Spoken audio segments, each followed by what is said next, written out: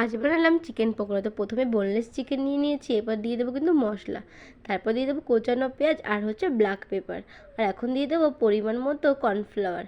Cornflour দেওয়ার পরে কিন্তু দিয়ে দিতে হবে পরিমাণ মতো বেসন। আমি কিন্তু কর্নফ্লাওয়ারটা বেশি দিয়েছি, এখানে কর্নফ্লাওয়ারটাই বেশি লাগবে। আর দিয়ে দেবো মানে হলুদ আর হচ্ছে দুটো ডিম। মাংসটা বেশি ছিল এই জন্য দুটো ডিম দিয়েছি, তোমাদের যদি মাংসটা কম থাকে তাহলে কিন্তু একটা ডিম দিতে পারো। দিয়ে দিয়েছি স্বাদ মতো লবণ আর দিয়ে দেবো ভিনিগার। ভিনিগার যদি না থাকে তাহলে কোনো ব্যাপার নেই, আর তোমরা কিন্তু লেবু দিতে পারো, হাফ লেবু দেবে, একটা লেবুর হাফ দিয়ে দেবে। আর ম্যারিনেট করে এখন কিন্তু ফ্রিজার করতে রেখে দেবো আমি 1 ঘন্টা মতো, 1 ঘন্টা 1.5 ঘন্টা যতটা রাখতে পারবে, যতটা রাখবে ততটাই ভালো। এখন কিন্তু তেলটা ভালো করে গরম করে নিয়েছি, এখন কিন্তু চিকেনগুলো ছেড়েও দেবো। আর এখন তো পুরো লাল লাল করে ভাজা হয়ে গেছে, আর পুরো লাল লাল করে কিন্তু ভাজতে হবে।